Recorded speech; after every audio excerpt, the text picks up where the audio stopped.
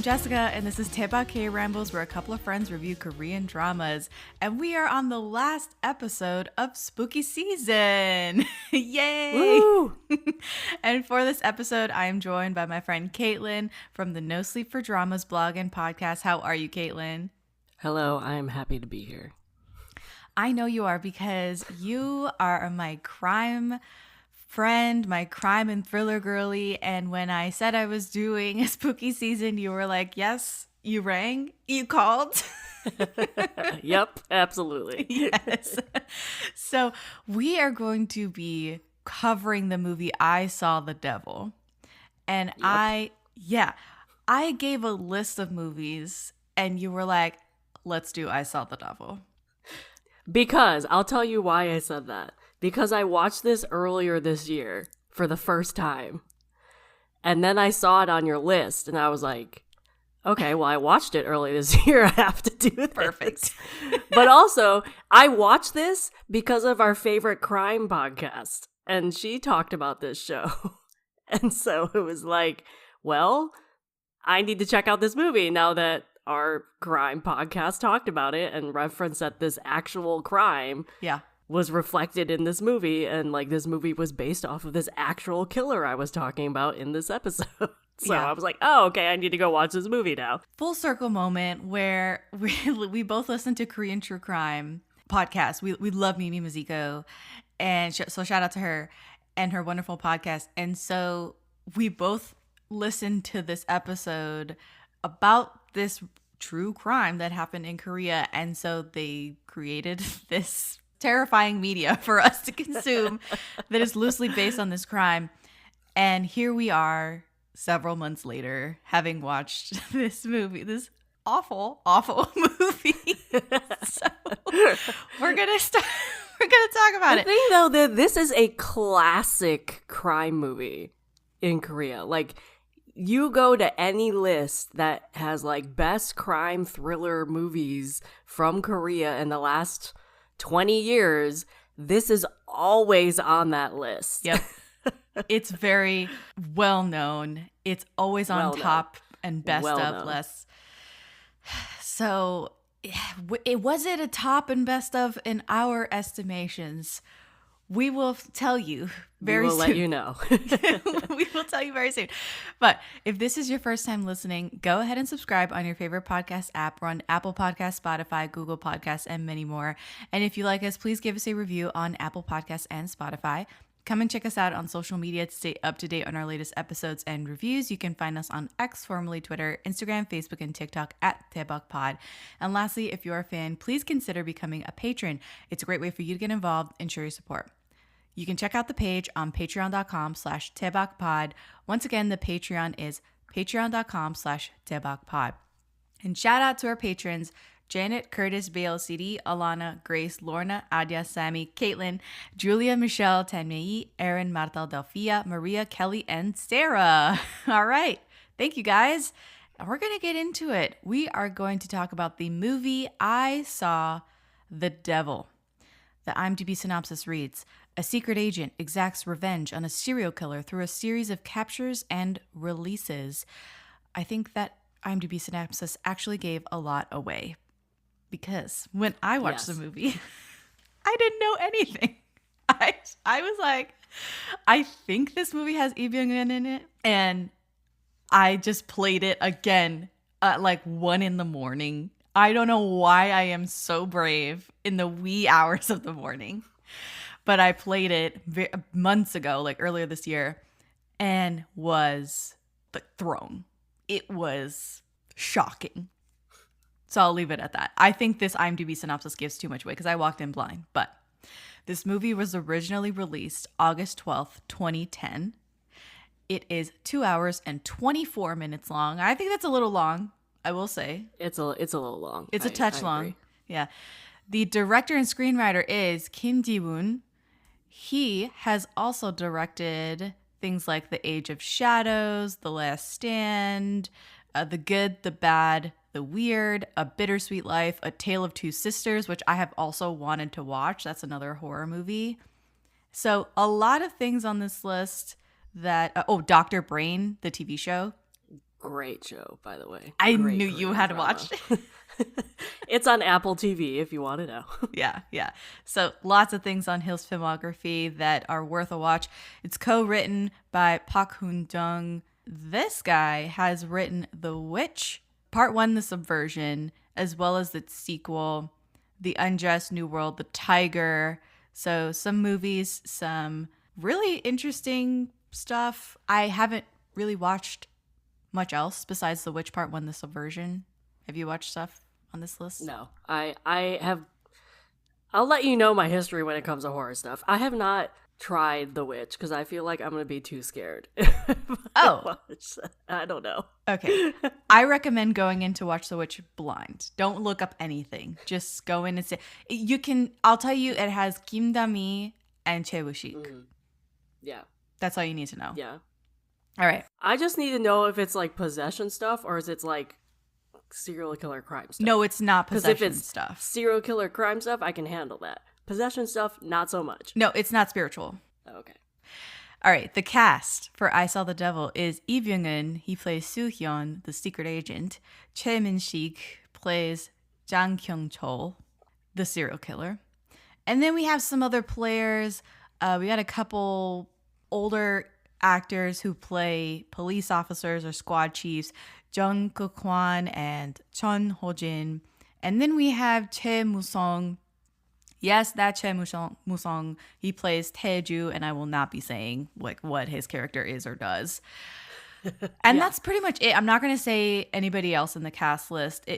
There are more players, but they're kind of more like bit players or cameos, depending on how you look at it. But I think we've come to the end of that section. Caitlin, how do you feel about I Saw the Devil? What are your thoughts? So, I rated this a 7.5 out of 10. I wanted this to be better than it was. The acting was brilliant. It was really good. But they advertised this, at least the trailers I saw before I watched this movie. I'm not saying everything advertised this, but they advertised this as like a cat and mouse movie. So I went in there expecting a cat and mouse movie. And it really wasn't. To me, it was very one-sided. Even to the end, where he did, like, the Choi Min-sik's character sort of took revenge at the end, but, like, it was still very one-sided because you're up against, like, a special agent secret forces person who knows every torture method in the book against your average citizen serial killer who is still extremely violent and brutal, but does not have the fighting capabilities as your secret agent guy. So for me, to advertise this as a cat and mouse serial killer, and like the thing is too, is like even if you have that setup and you're up against like a soldier combat heavy or like secret agent person against your regular citizen, make the serial killer extremely smart, like and it's like a battle of wits and brawn or something. But that wasn't the case either. It's like average citizen guy who is just really, really horrible killer like really horrible human being up against a secret agent who knows every torture method in the book and has every gadget you can possibly think of. And so to advertise this as a cat and mouse story, I think was bad advertisement because it was extremely one-sided when it came to the chase and it was like the secret agent was the cat and he was basically playing with his prey the entire time. And it was not an even cat and mouse story, which I love, which is why I watched this movie. I totally understand where you're coming from, but I also feel from a marketing standpoint, audiences are a little bit stupid. True. So if you try and sell it as something other than cat and mouse, it's just the cat is dominating most of the movie and the mouse isn't getting away necessarily at any point. I think that would confuse the audience and maybe bar them from wanting to watch the movie because or you can just I think in my mind it was like, well, just advertise it as a revenge story. Like, don't advertise it as a cat and mouse. Just say what it is, which is it's a straight up revenge story. I'll go into, like, when it goes into spoilers, I have some questions about that, but it's straight up revenge. It's not a cat and mouse. I see what you're saying. You unlocked something for me that first of all, full disclosure, I have no notes. I am just flying by the seat of my pants. But something that you unlocked for me as you were talking was on my first watch of this, again, I went in blind, had no idea. I thought it was going to be actually a spiritual, like some sort of religious movie because of the title, I Saw the Devil, or the English title, I Saw the Devil. Right. Yeah. So I was expecting some sort of exorcism, some sort of like shaman or Catholicism to come into play. That was not the case at all. Mm-hmm. Second of all, the revenge aspect of the movie was obviously very heavy-handed. That's the bulk of the movie, is this extended 2.5-hour revenge from Lee Byung-hun's character toward Choi Min-sik's character. I think I had issues with the fact that this man was trying to exact revenge not on behalf of the woman that was killed. Right. It's like for him. Yeah. Because you took something away from me. Like it wasn't necessarily like for her. It's hard to explain this feeling. But, like, it's almost like she has nothing to do with it. Yeah, which is why I wanted to pose the question, like, who do you think the devil is in the title? Right. And that's the question that the movie poses to the audience is, amongst all of this sadistic, horrifying violence that each character inflicts on each other, on other characters, is it sanctioned enough where you absolve Lee Byung-hun's character of blame and you're like, I'm still okay with his revenge and he's not the devil? Or he's lost his soul in the process of him doing this revenge and he has become on par with this devil that he's chasing? Yeah. It's up to audience interpretation. It's totally up to each individual person as you watch it, what your own moral compass is, what your own comfort level is with the violence, maybe with your own, how triggering the movie will be for you. I think he lost his marbles. Oh, yeah. Like, the entire movie to me is him descending He went too far. Yeah. Into this man that he became his prey. Yeah. He became the man that he was trying to exact revenge on. And I am all for, you're talking to a person who loves, sounds terrible, but I love violence. And I am pretty desensitized to a lot of stuff. This movie was a step beyond that. It was really brutal. It was extremely disgusting, and it just, as much as I wanted to support Lee Byung-hun's character and his vigilante justice, because I support vigilante justice in general, like for other media, I'm always like, yeah, like stick it to him. In this case, he was definitely taking on the mantle of being the same. He was almost the same. Right. The only difference between him and Choi Min-sik, and I don't know if this is spoiler territory or not, but I'm answering your question. The only saving grace for Lee Byung-hun's character is that he still had some semblance of humanity by the end of the movie. He had remorse, he had sadness, he felt some type of way about the crimes, about the situation that was created from his actions. And Choi Min-sik, the serial killer, did not. He had no humanity. He did not feel remorse. He was almost clinical in the way that he exacted some of these violent actions. But at the same time, I would argue the special agent was also clinical in that way, because he was trained to do it. So, but he had one target. Like, whereas the serial what killer, I think was Lee Byung-hun's character regretted doing it. But did he though? I mean, so. Walking down the street at the end, I think he was relieved it was done. Oh, I think it was relieved we read that differently. Yeah. I think he read was that glad totally that it differently. happened and like the ending played out how he wanted it to. But I don't think he regretted it. Oh my God. We totally read the ending differently. So you think it's relief. He's crying out of relief. Oh, yeah. He's like, I'm done with my mission. I accomplished what I wanted to do. I think he's crying out of, I mean, not saying he's not relieved, but I think he's crying out of a plethora of emotions, one of them being like regret, because this whole thing got way out of hand. He couldn't control.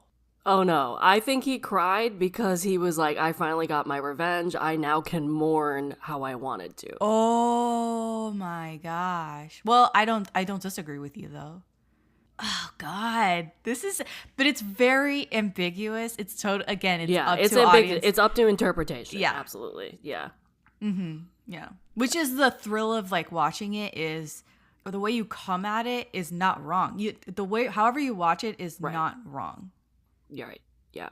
There's not a wrong answer for how you think these characters are feeling, or if they're right or wrong. It's not. You can feel however you want to feel. Right. Because, like, for example, with the title, you could see that both ways. You can do, like, okay, serial killer guy is always confident, like, extremely confident he's not going to get caught.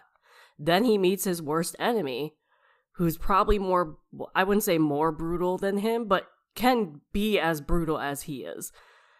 And he's, like, being chased by this guy. It wasn't like an equal. It wasn't like they were both kind of just living parallel. No, he's the prey of this guy. So he saw the devil. Or you can take it from the perspective of the secret agent, where he was not aware that this dude is out there, or like blissfully unaware.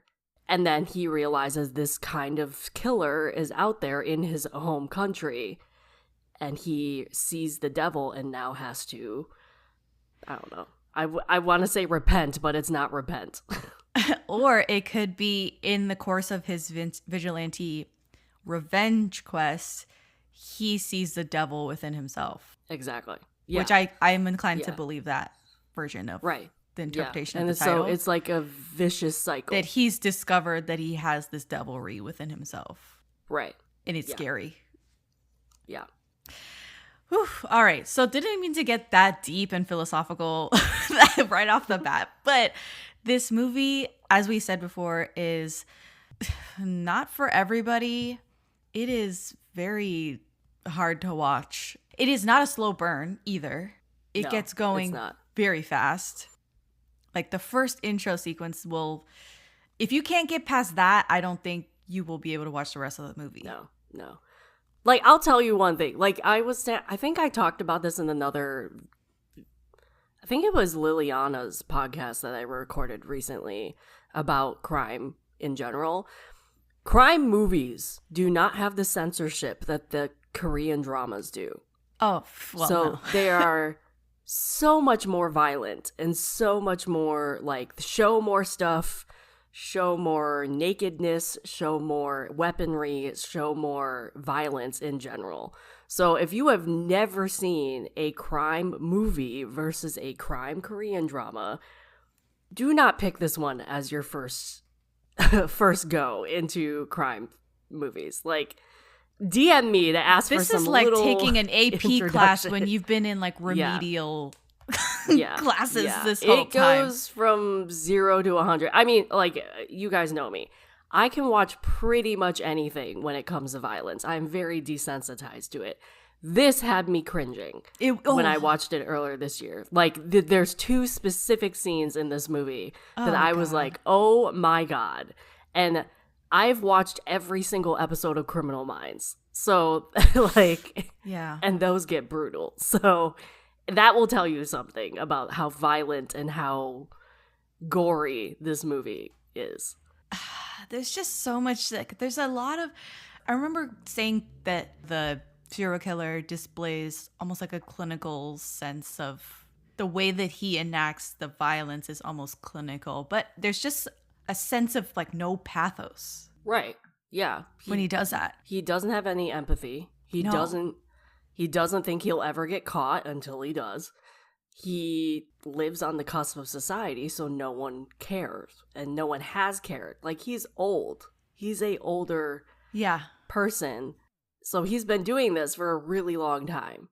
So I have some fun facts, and maybe it's a bit much to call them fun facts at this point when we're talking about something so terrible. I also have a fun fact, but it's not really fun. Why didn't you say yours first? So when we going back to the conversation of like the I saw the devil thing, Yes. where one of the parts of him seeing the devil is like him realizing this type of killer is out there. Yeah. Fun fact. The FBI says there's 25 to 50 active serial killers in the United States at one time, currently. 25 to 50 active serial killers now, right now. Yeah, right now, this year.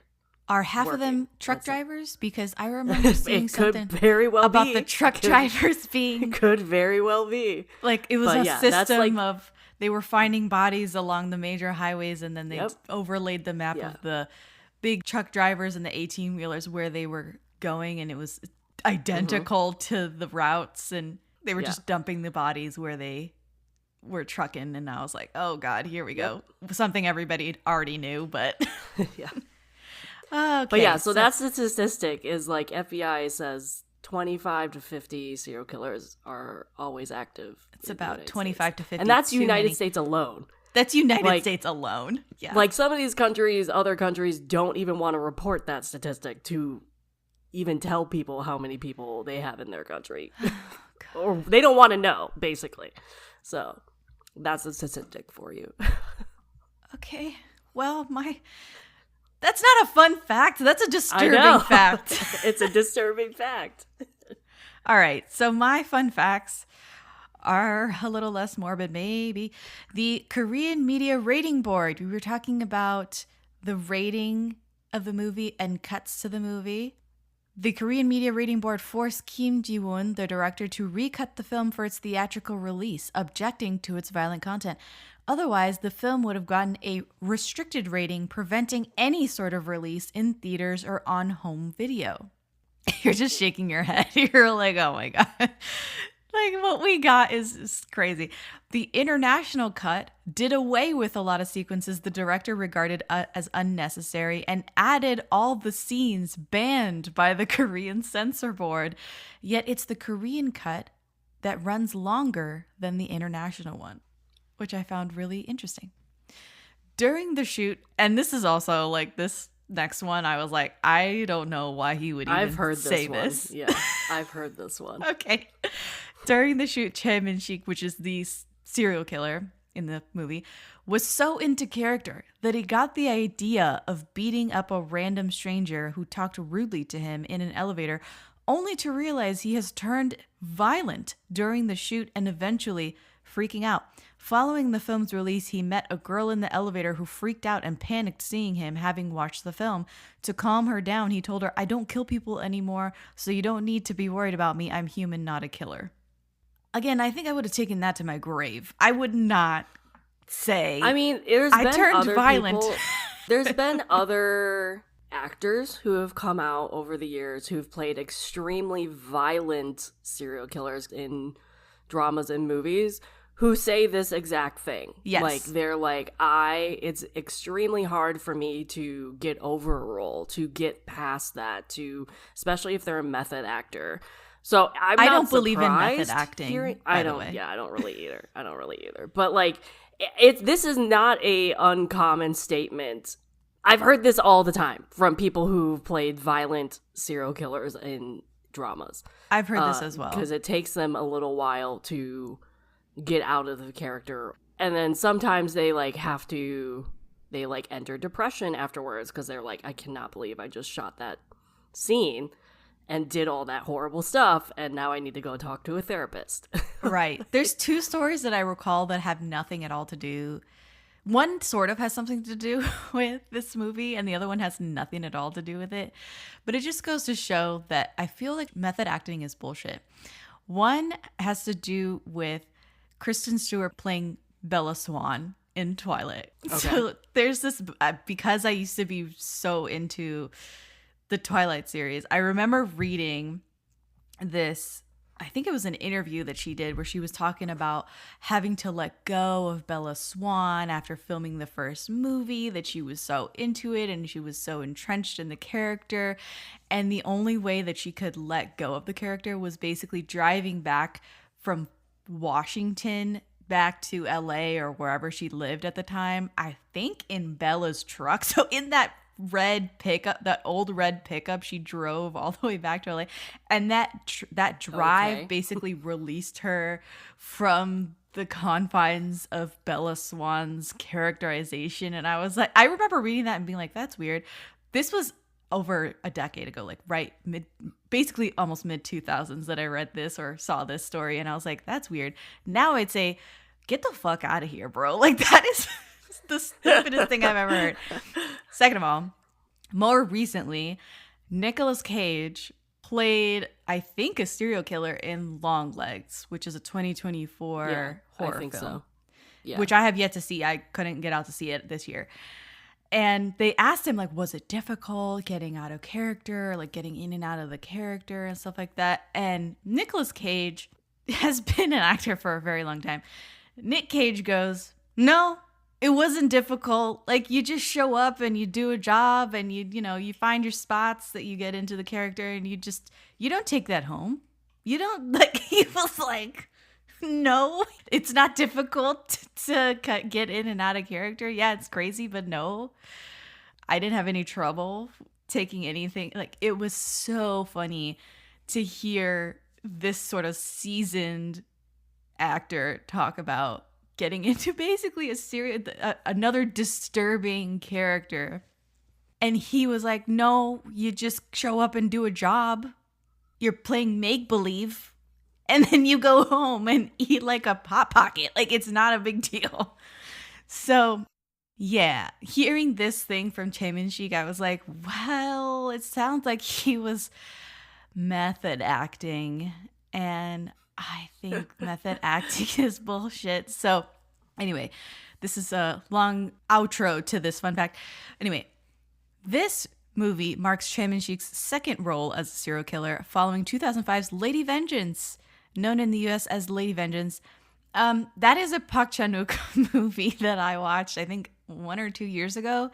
And my review is up on the Patreon feed because I did the whole Vengeance trilogy from Park Chan-wook. And I just recovered, actually, like last week from doing that.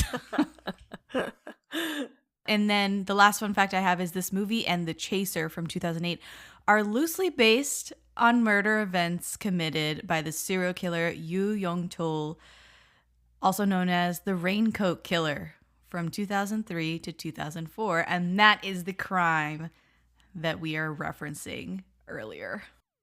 Do you have more info on the Raincoat Killer that you care to share? Or was the Raincoat Killer the one that the Netflix documentary that came out a couple years ago? Yeah. That's a great documentary. I highly recommend that. If you want to know more about that killer. I think it's actually called the Raincoat Killer. It is, yeah. Yeah, that's, if you want to know more about that killer, go and watch that documentary. I think it's very well done. I think because it's not like one of those things where this is what we did and this was what we caught them. They're like, it was a fudged investigation. So the documentary also goes into like what went wrong. And they actually brought in like people who worked the case and like now are retired or whatever, or reporters or whatever. So I thought they did a very good job in terms of having a objective perspective when it came to reporting on the case and like what happened and what went wrong during the case. Yeah, because they royally effed it up. Yeah. What really affected me was listening to not the testimony, but the interview from the female CSI who was on the case, who was trying to get fingerprints from one of the bodies to try and identify one of the victims. And she was basically talking to the victim and like, please, like, let me try and get this fingerprint, because it was so decomposed at that point that they couldn't. And she tried over and over and over and over again to get a clean print. And finally she did.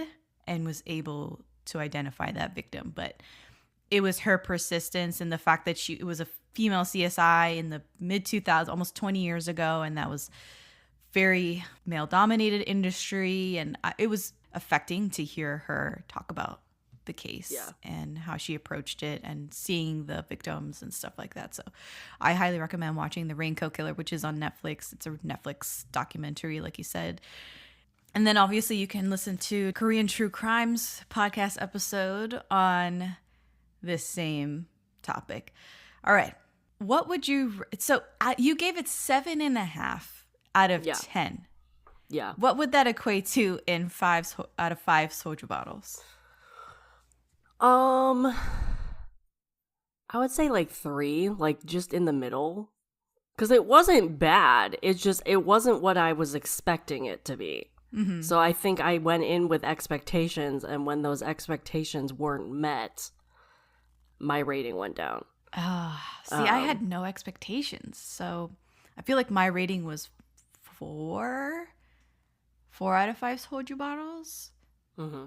But again, I was a little bit, why did this story about all of these female victims and his relation that was, I'm not going to say who it was. I'm trying to like keep less spoilers out of this section. But, you know, the females that were brutalized, it ends up not it's not about them. It's about these two men. It's not.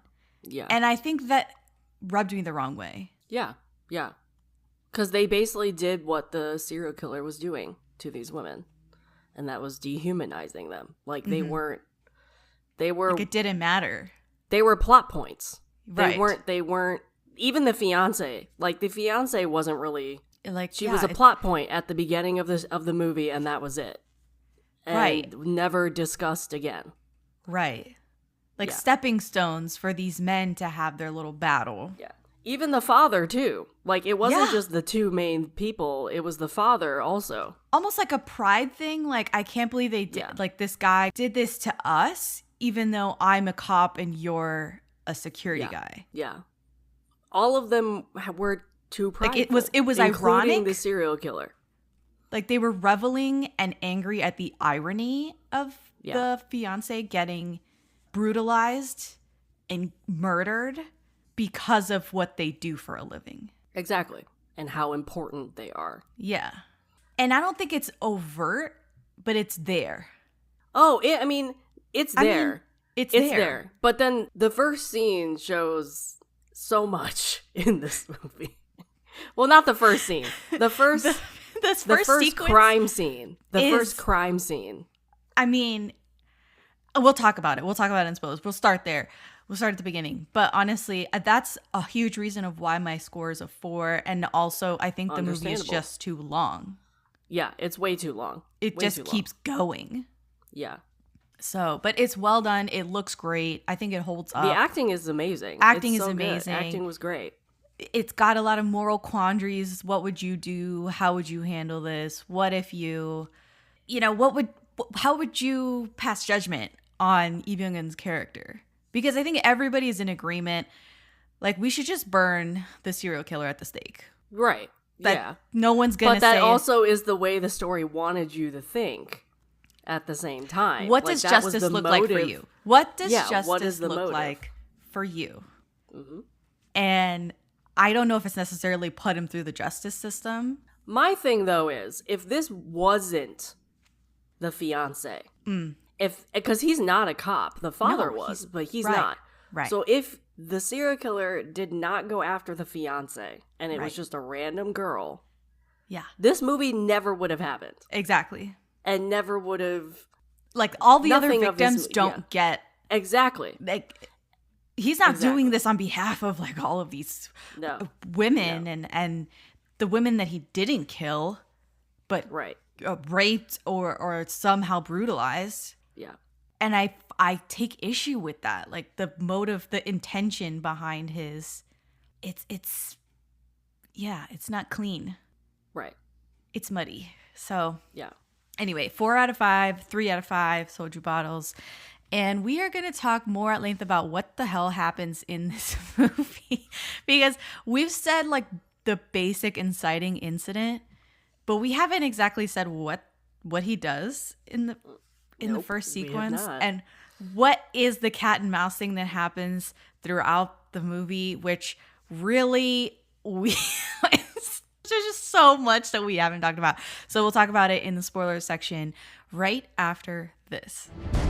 The greatest trick. Houston, we have a problem. I am your father. I see dead people. The devil ever pulled. Pay no attention to that man behind the curtain. Was convincing the world. You can't handle the truth. He didn't exist. Oh, what's in the box? Okay, we're on the other side of spoilers. We are going to spoil exactly what happens in I Saw the Devil. So if you want to preserve your first watch, I feel like we've already spoiled some things like larger plot beats about the movie, but really, we're going to get into the nitty gritty. Here we go.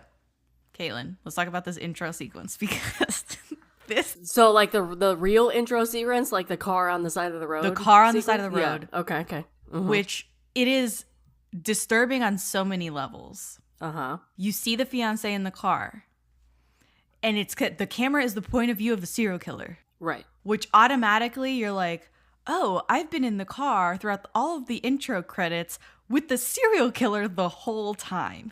Yep. And I had no idea. He was just driving on these snowy roads.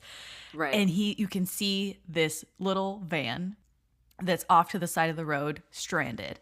She's waiting for a tow truck to come and change her tire. And she's on the phone with Byung-hun, and she is as sweet as pie. Yep. Like, even the voice that she has is like, I can't even describe it. It is, it's not aegyo, but it's just like this sweet little like voice that she has on the phone.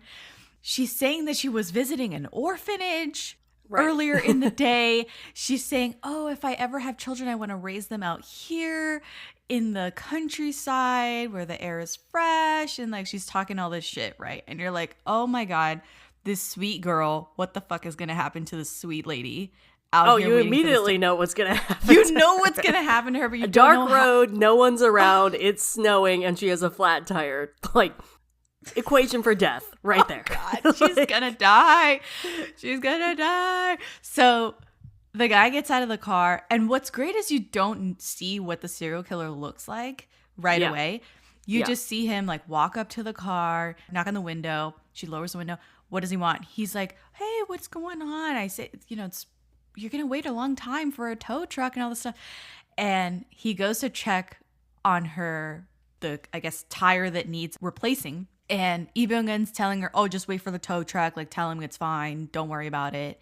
It's when she hangs up the phone with Byung-hun and the guy comes back up to the front door. That's when you see him through the window.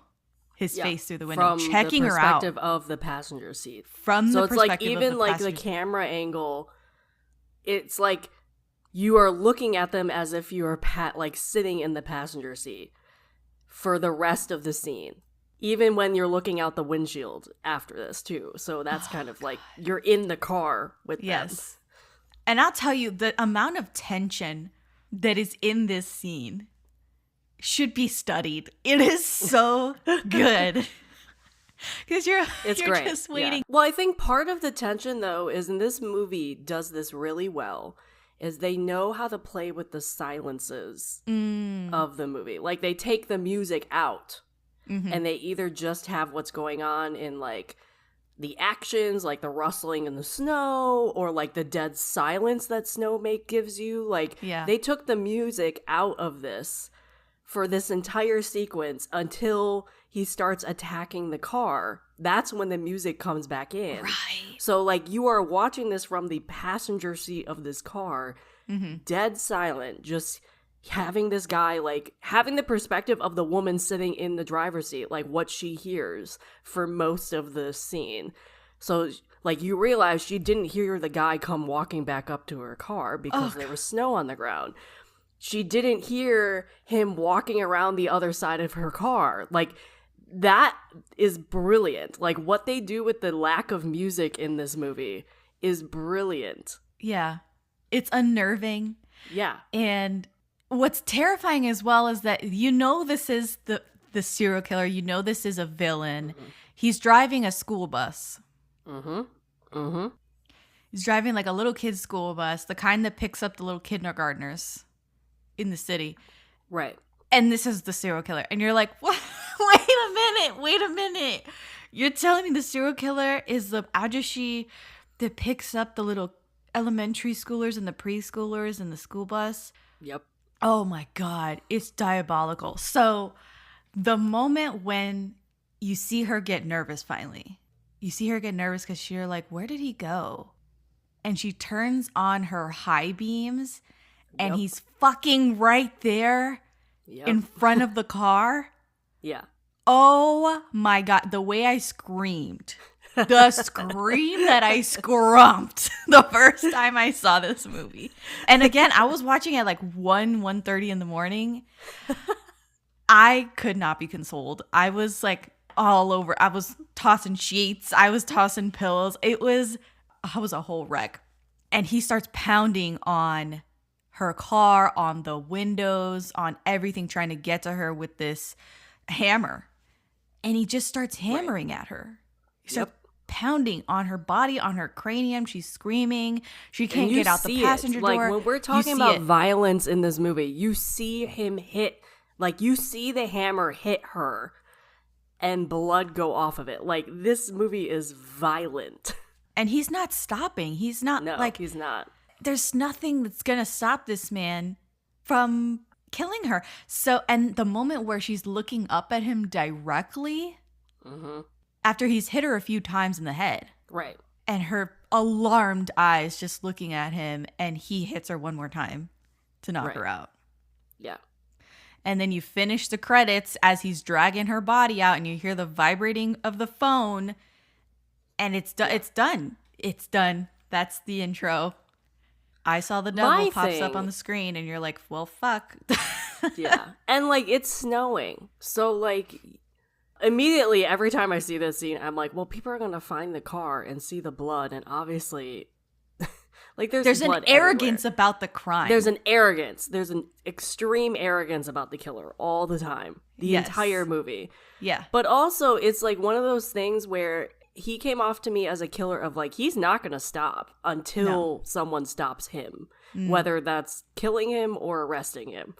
He's not one of those killers that, he wouldn't have stopped. Like he had to be stopped. It's not even just like a conscious choice of like, he's going to go kill somebody every 5 months. No, he likes doing it and he does it well. And he's arrogant enough to leave whatever evidence behind because he knows he's gotten away with it so long. Yep. Yeah. It's just the worst kind of person. He's like almost like a narcissist. Like he's a narcissist. Yeah.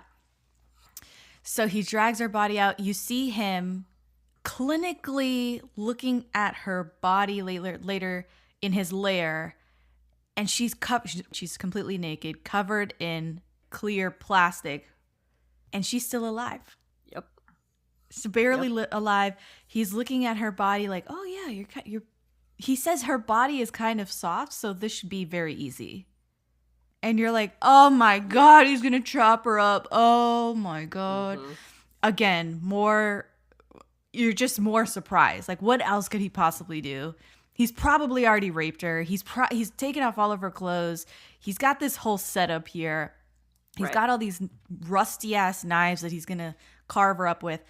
And she weakly says, like, please don't kill me. I'm pregnant. What I love is she says, please don't kill me. And he goes, why? Why not? Right. What's brutal is, he's, whatever reason she's going to give, he's going to kill her anyway. But he takes the time to talk to his victim and ask her, why not? Why do you think I should not kill you? Yeah. And honestly, this is a trope that happens in crime stuff all the time, especially if the victim is a woman, where she'll claim she's pregnant, thinking that it will enact some sympathy. And when it comes to the killer, it never does. It never does. Unless it's a killer, like there's been some Criminal Mind episodes where like the objective of the person who did the kidnapping was not to kill the person, it was to impregnate the person. So like it was like, this is a trope that happens when it comes to women victims all the time. So like when I first was watching this and I was like, before she said it, I was like, she's gonna say she's pregnant, isn't she? Because between talking in the car with the special agent, like talking about she went to I want to raise our kid out in the countryside. I'm like, oh no. Oh no. Oh no. Yeah. The foreshadowing was there. Yeah. Oh shit. So anyway, and then he just doesn't even say anything, he just hacks off her arm. While she's or her alive. head, I think it was. He beheads her at that point. Well, I think it was the arm first, and Yeah. then it eventually became everything. Yeah. Ugh. He just did all the joints, basically. And again, without any, like, he would be cleaning a warehouse that he worked at or Right. anything, his own house, Right. cleaning the blood out off the floor, putting all the water and the dirty viscera into the sewer system that he has down there, and like nothing. Like he has there's nothing behind his eyes when he's doing all this. Yeah. In the middle of nowhere. He's like not near civilization. Yeah. And that is our serial killer. We got our nice intro with the serial killer. When they find her body is the next really in-your-face, impactful moment, because I think a few kids find her ear in a black plastic bag out in a field. Yeah. Triggering a whole police investigation, which is a circus. It's a chaos mess. Like, it's like It's a circus. It's There's media there. There's CSI there. There's cops there that look like they don't know what they're doing. They shouldn't be there. Like, they're just shouldn't be there to there. look important. Yeah. And the minute they find something, everybody rushes over, which is like the entire Completely thing destroying is, like, the crime scene. destroying the crime scene, letting reporters come in, letting any random cop trample everywhere. You already set up a grid to search this river, and then the minute somebody finds one body part, you abandon Which was not just the any grid. body part. It's not any body part, but like you abandon the grid that you built to not compromise anything, and the minute they found one body part, everybody runs to that thing. It's like The you're destroyed disrespect whatever for the victims, and Exactly. this particular victim, this body, Yeah. was astounding. Yeah. Now, I will say she was a daughter of a 30-something year detective. Yeah, the probably veteran more chief. than just a detective. So Yeah. everybody probably was like, we need to help out with this thing because he's extremely important. But like, even him, like, granted, he was the father. Yes, you are grieving, and yeah, you're gonna go find your daughter who's dead and her body parts are in this field. He just like abandons everything and just like runs into this mess and like refuses. He has like 5 people trying to hold him back, saying you cannot go in there. Yeah. And it's just like, are you joking? Are you kidding me? And then to top it all off, because there's so many people in this scene, the person carrying the body part Right, the that already CSI probably has been compromised trips, and the head falls out of the box anyway and becomes even more compromised. I couldn't believe when they dropped her head and it goes Yeah. rolling out in front of Byung-hun, who showed up finally. Yeah. I was like, this could not be more traumatizing for the Right. family members and him, like the fiance, and it couldn't be more of a botched investigation Exactly. to get justice for her. Like, if they wanted to grab any evidence, it would be long gone by the time it reached any facility that was going to process this. And Yeah. it is an assault on the body. I found it like a separate assault on her Yeah, body. exactly. And sadly, I'm not saying this is just Korea. In old days, through history, this has not an uncommon occurrence that has happened. That, like, crime scenes weren't taped off right. People who weren't supposed to be there stepped in and caused contamination. People dropping things. Like, it's not uncommon this has happened, but it's just pure chaos at this crime scene. Yeah. So, I mean, not to say that the acting wasn't good, the cinematography wasn't great, them shooting at night and all of the lights and everything. This crowd of people by the river. It's really impressive. All that top notch. But yeah, the implications of the scene and the way that it hits us, maybe as women, maybe it hits us differently, I think. Oh, yeah. Yeah. So I was like, oh my God. Like, all of them being men? Literally everyone being men. Like, it was like over 100 people there. Yeah, at least over 100 people. Throngs of men. Yeah. Just crowding to take pictures and see that. It was like very exhibitionist. I was like disturbed by this as well. If I wasn't disturbed by the actual crime, I was disturbed by the crime collection and process. Okay, yeah. After that is when you get that scene of the father and the fiance and him saying, I'm so sorry to the fiance. Right. And I can't believe this happened. I've been a cop for 30 years. And I was like, what does that have to do? Like, so you're immune from anything happening to you and your family because you've been a cop for 30 years? But that's the entire idea through the movie. That introduced that idea. That's the thing. It's like that was a theme where these men thought they have a were different immune. kind of arrogance. Yeah. Both of them. Yeah. Than the serial killer. Right. That's like, I am a secret agent working for the government and you're a cop, veteran of the force for 30 years, and I can't believe my daughter was killed by a serial killer. Okay, like, I guess you should get an award. Like, yeah, the greatest irony of all time. Like, it was frustrating because the only victim here is the women, the daughter. Exactly. Yeah.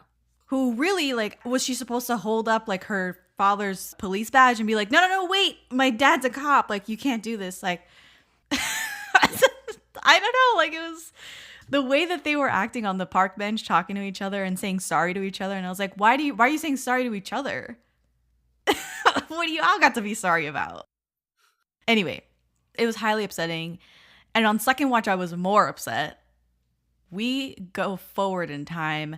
Everyone is telling Byung-hun to take off work, to take off more time, to grieve and process. And he's like, no, I just need 2 weeks.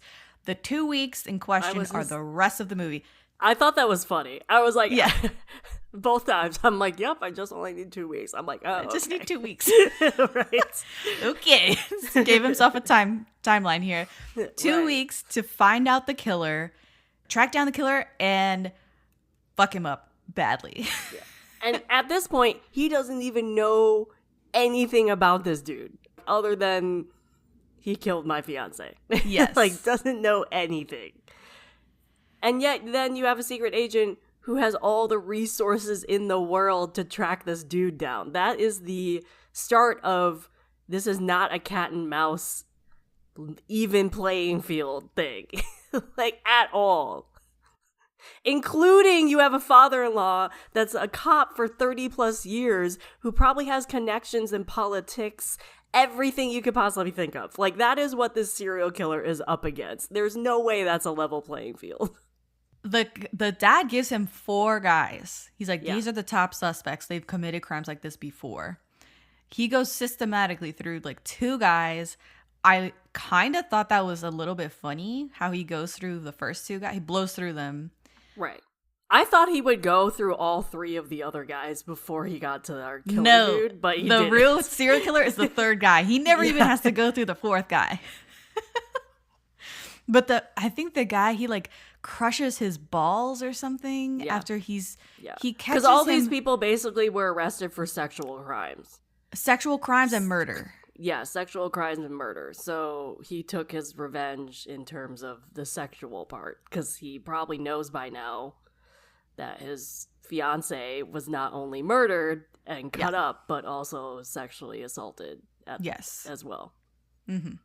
So he brutalizes them. It's actually pretty satisfying to see because once the first guy especially, you don't really see what happens to the second guy that much. Right. He runs him over and then but anyway, the first guy, he catches him masturbating to porn. Yeah. Cuts off his porn connection. And then he like starts beating on him and he's questioning him like, do you recognize this? And like has photos of the crime scene. Right. And he's like, no, like, I don't know anything about that. It's kind of funny. Then he takes a wrench and beats his balls. Yep. And I thought, wow, I wonder how many women who have been sexually assaulted would love to do that. But they give it to Lee Byung-hun to do. Right. And what's crazy is that when that guy is in the hospital, they're like, why did he turn himself in? He was guilty of like the rape of some other person, the murder of some other lady that they had found in the river. Like, it wasn't the right guy, but he had done other shit that he was guilty of. So he turned himself in for the other shit. Mainly because he wanted to get away from the guy. Yeah, he wanted to get away from Lee Byung-hun. So he was like, fine, okay, jail is more safe than out here, I guess. Yes, to out here with Lee Byung-hun. So then we get to Lee Byung-hun finds the lair of our guy. Yep. Which was honestly, when I first watched that, it was surprising where it was located. Because I didn't think it was be attached to the parents' house. I thought it'd be like, I didn't think it would be on the parents' property, honestly. Got it. But that also plays in the fact that this killer was very arrogant. Because you never see the outside of where this lair is until Lee Byung-hun finds it. So I assumed it was like in underground somewhere, like in a cave, because he was in the middle of nowhere countryside. There could likely be a cave out there, you know? So it's like, to have him... You gave him too much credit. I know, I did. But it's just like the fact of like, it just shows more how arrogant this dude is between keeping all of his trophies in one place, not even hidden, as well as like literally just have to open his closet door and that's his entrance to the lair. Like, all within, I don't know, 15 feet of his family. Rude. Yeah. So rude. Yeah. So he finds the ring. His fiance's ring. And all bets are off. Now he's got to track this guy down. I think he inserts the tracker, makes him eat the tracker while he's unconscious, because he tracked him down to him about to assault another victim.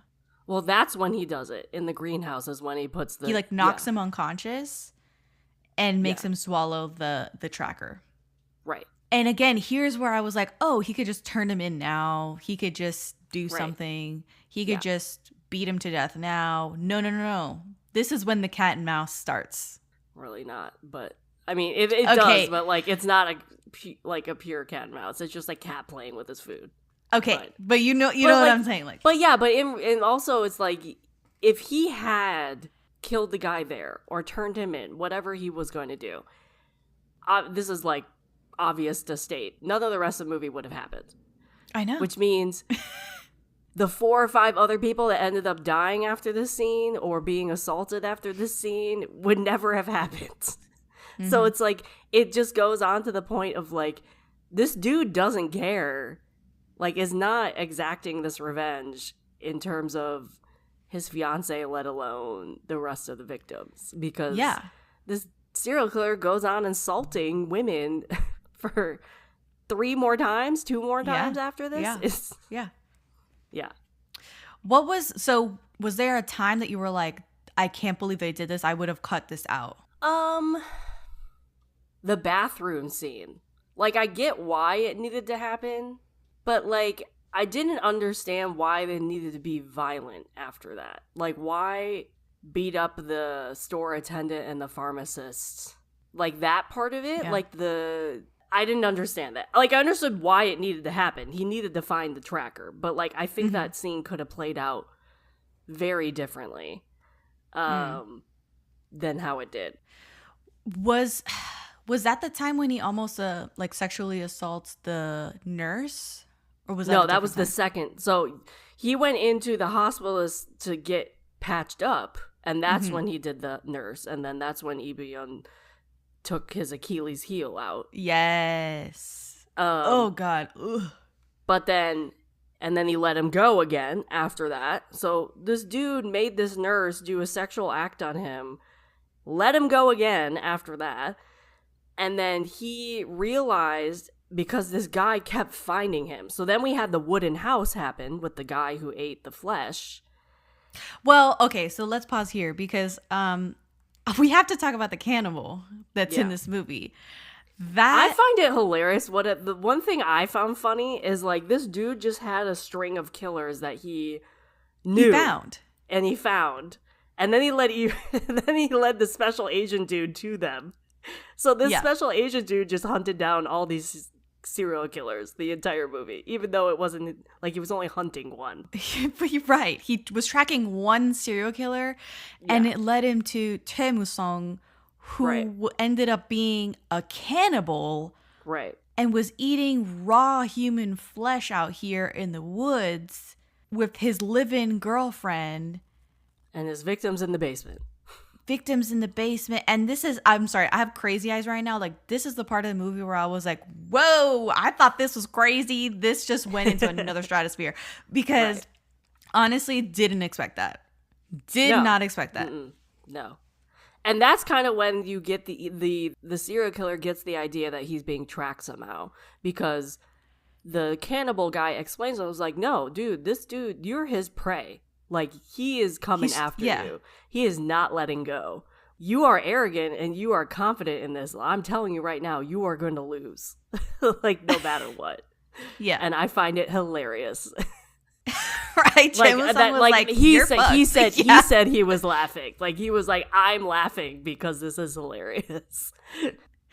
Yeah, Choi Moo-sung, oh my god. Like, the whole thing, honestly, if you think this movie stops at a certain point and it can't get any worse, it just keeps blowing past the stop signs. And the Choi Moo-sung character, the whole takedown of that cannibalism operation that was happening in the woods. Again, Byung-hun doesn't do this out of like any moral obligation to save the victims that are in there, or I should definitely be taking out a cannibal that's hiding in the woods. No, he's doing this to get to his quarry. Yeah. To get to Choi Min-sik's character. Like, one of my favorite scenes was right before this, before he got to the cannibal's house, was when he was in that cab with two guys. Yeah. And which, again, how does he keep meeting all of these crazy people out here, like, killing people? Again, two killers, like a guy and two guys. One guy drives a cab, picks up unknowing visitors or like patrons, and there's a guy in the back, and they two-team them. And of course, they pick up this dude thinking he's easy prey because he's already injured. The reason why I like this scene, though, is how they shot it. Because it's just a camera spinning around the car the entire time to show. Because eventually the car gets in an accident, because literally the serial killer guy just goes ham on both of them and grabs a knife out of his sleeve and just takes them out, like stabbing everywhere. And it's just the camera going around and around and around. And eventually they crash into a tree, and then he ends up at a cannibal's house. That's the reason why I like the scene. It's just the camera work, not necessarily him killing the two guys. I just can't believe we're talking. It sounds like we're crazy people, but the chain of events is he almost rapes this teenager in a greenhouse. Lee Byung-hun takes him out, knocks him unconscious, and inserts the tracker. Then he gets up, meets the two serial killers that are in the taxi running this scam. No, he goes to the pharmacy first. Oh, that's when he goes to the pharmacy? He goes to the hospital first because he tries to get his injuries assessed. And then he assaults the nurse. And then the special agent guy shows up again. He's like, what the fuck are you doing here? Like, what the hell? And then he patches him up again and leaves him unconscious in the car to again chase him. And so then the guy goes and picks up this taxi, who he kills again. And then he steals, like, their clothes and whatever to get out of his clothes. And then he walks or drives the taxi to the cannibal's house. And the special agent guy shows up again, and he's like, what the hell? Like, what the heck? Anyway, so we'll just skip to the end of the movie where... the jig is up. Like, the serial killer knows that he's being tracked. He shits the tracker out and plants it on somebody else. Right. He's free to go. He figures out which victim this guy is mad about. Yeah. And he goes to the 30-year veteran chief's house, the first victim, the fiance's father. He goes to that house.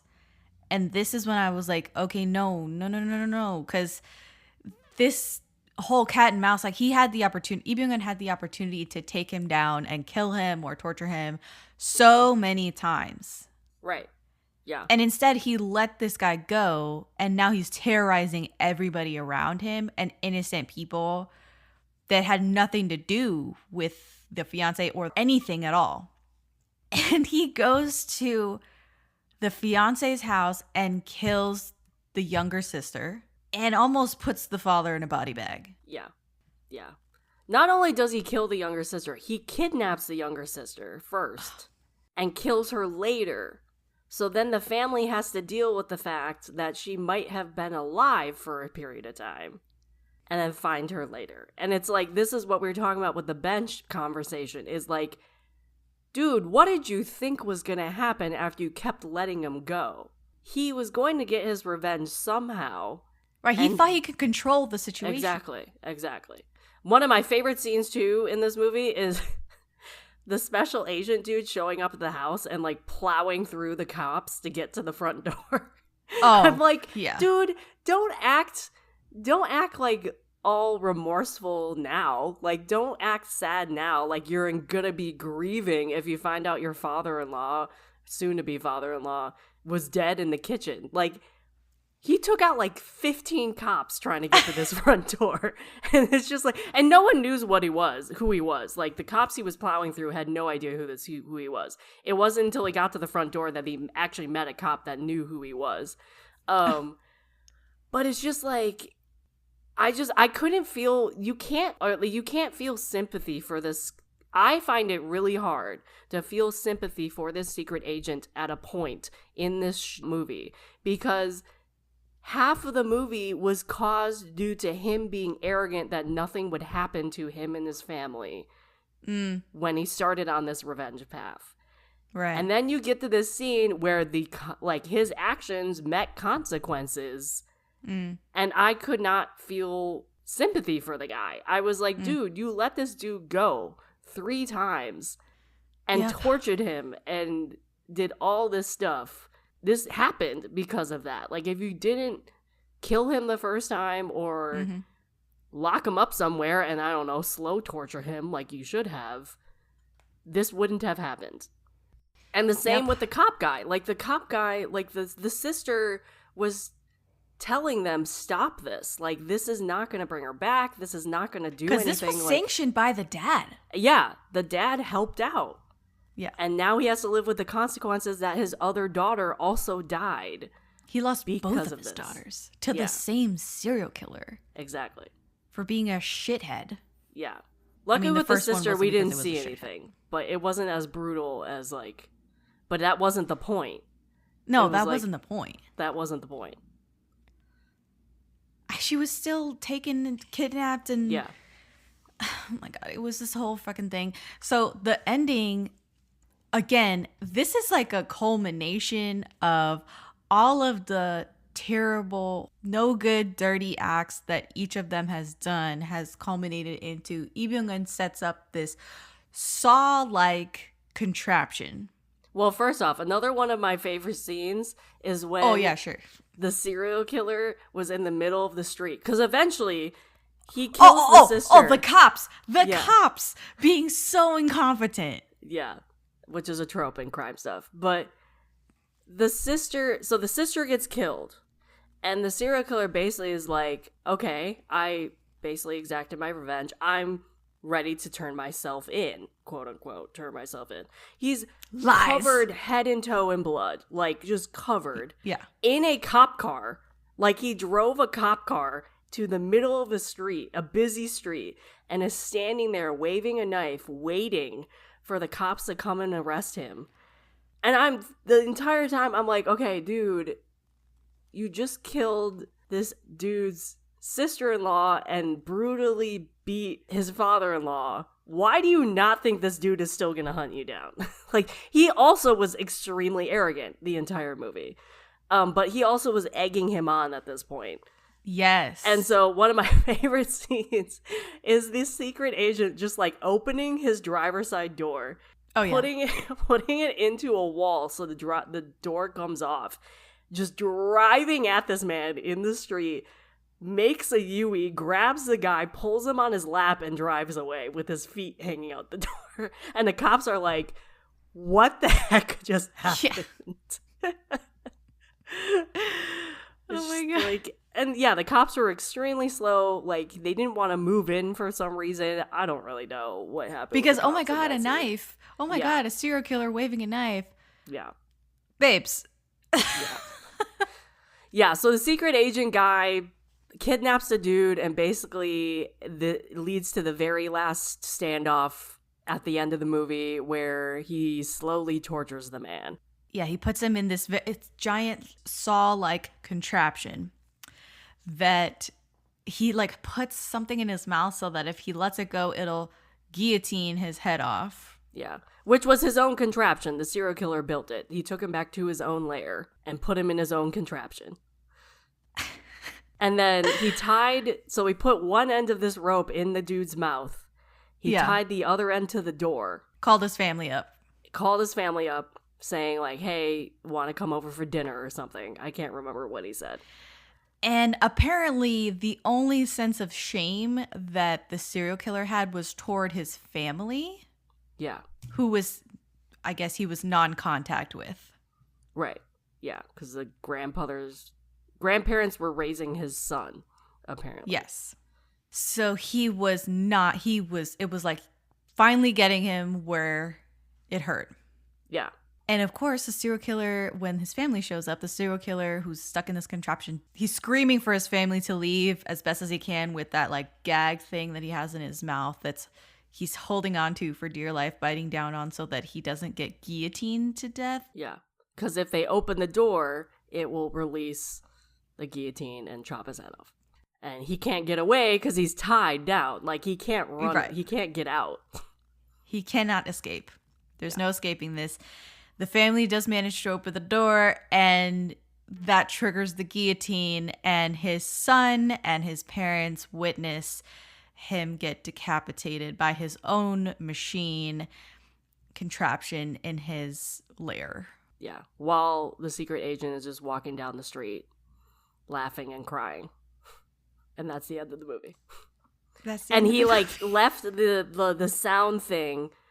He left the tracker in the room so he could hear everything this dude was saying and pleading for his family to not open the door, and then hear the guillotine like hit his neck and everything, and the reaction afterwards. Like, he heard everything as he walked down the street. Yeah, so it was reprehensible and startling. I think the movie is supposed to leave you extremely rattled. Yeah. But it is open to interpretation. The title, what does it mean? Who is the devil? What does the end scene mean to you? What does the end scene mean to you? It is all open to interpretation. There are no wrong answers. It will leave you feeling very icky. Obviously, there was trouble getting this even to screen because of how gory and violent it is. Yeah. But that is the end of the movie, and I don't obviously have no notes. I've just been flying by the seat of my pants here. Caitlin, is there anything else you'd like to say about I Saw the Devil? I did feel a little bit of Satan in this movie. It was just so much. There is so much in this movie. Yeah, it's brutal. And I mean, like, as I was saying, there are a couple scenes in this movie I even cringed at. Like the Achilles tendon cutting in the doctor's office. I was like, ooh, okay. And then in the last scene, the screwdriver to the cheek. I was not expecting that. So when that happened, I was like, oh my God, because you see it. You see it. Those are like the two scenes that like I really cringed at, because I was like, okay, I mean, they made it believable. Whatever they did, those special effects, they made it believable. And it's gross. Yeah, it was bad. It was really bad. So yeah, this is a brutal movie. It's a lot of pain, a lot of mania, a lot of obsession, and there's nothing really simple about it. Yeah. But One of the things like I found really ironic, which I would like your take on, is so at one point when the sister was like trying to convince him to not do it anymore, and she was on the phone, and she said the line, "Revenge is for the movies." mm-hmm. And then she ends up being part of a revenge plot. I just found that sad. I found that really sad because She also says that none of this will bring her sister back. Yeah. Yeah. Which is a classic line that you hear in a lot Exactly. of crime movies, especially, or where something happens to somebody and then someone's on a vengeance kick. It is very sad. Yeah. I don't think I expected her to be part of anything. No, absolutely no, not at all. She had such a small role. And I don't think she was part of the plan. Like, she came home during the assault of her father. She just happened to walk in there. Yeah. Yeah. That just goes to show the impulsive nature of Exactly. the serial killer. Yeah. And the cruel twist of fate, destiny, inyon, whatever you want to call it, Right. in this movie, where, of course, the other female in the family gets fucked over. Right. I mean, there was no sense of catharsis. There was no peace at the end of this movie. None of this brought any healing at all to any character whatsoever. Well, even the other victims, too. It's like when he opened the trophy boxes and you saw how many trophies was in that. It's like, okay, you killed this guy in the middle of nowhere. His family has no idea who did it, has no idea, like, he was this type of person, so they might find out after finding him. But it's like, you're not even getting justice or providing that closure for any of the other victims' families who might not even know where their daughter is. Like, it's just... Or even the ones who were still alive, like the nurse and the student. That's what I was didn't end up referencing that dead. earlier. And so they have to deal with that for the rest of their life. With that trauma and even the stigma of Yeah. Because in Korea, there's a horrible stigma. I mean, everywhere, I would say, of sexual assault victims. And it's so difficult for people to speak up about their experiences and get justice. And not to mention the justice system for sexual assault and rape victims in Korea being so egregious and the punishments being so lax and the burden of proof being so high. Right. It is unbelievable how the males in the movie just run through every female like nothing. Exactly. Yeah. And that's the ironic thing. Like, It's so damaging. Coming from a serial killer, you expect that because he doesn't see them as human. He sees them as property. He sees them as things, as meat. Like, that is the perspective you expect from him. You don't expect it from the agent or the father until it happens. And then you're like, okay, who's the better person here in this movie? Right. There are no... Is There's the no hero good a people. real hero? Yeah, there's in no this good movie? people in this movie. No. It just, the whole of the movie, the act of the vengeance and the whole revenge thing, it just tarnishes Lee Byung-hun's character irrevocably. Yeah. How scary do you think this movie is? It's shocking. I mean, it is scary. There was not that many jump scares other than the first one Yeah. of her turning on the high beams and he's right there. Yeah. There's not traditional jump scares in the movie, but I think the content of it is super I think it's scary. It's deemed scary because it could happen in real life. Right. Like, it could happen. Like, something like this could happen. And I think that's what makes it scary to some people. Serial killers in general, that's what is scary to people. Yeah. There's an element of this is based on a true crime. Right. Yeah. It is well documented, especially if you start down the rabbit hole of Korean true crime. Right. Well documented how the police fuck up every single investigation. Yeah. So this movie can transcend torture porn and can transcend just being a grisly horror movie. And that's why I think it's difficult to just sleep well at night after watching it. Because there's an element of truth to it. Right. And there's an element of men just don't, like, they fucking hate women. Like, they're, of course, the undercurrent of misogyny in the movie, deeply unsettling, and it's real. Right. Yeah. In the real world. In the real world. Yeah.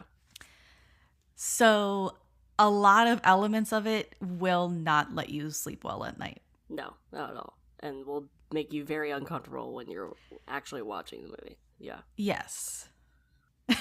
So happy Halloween, everybody.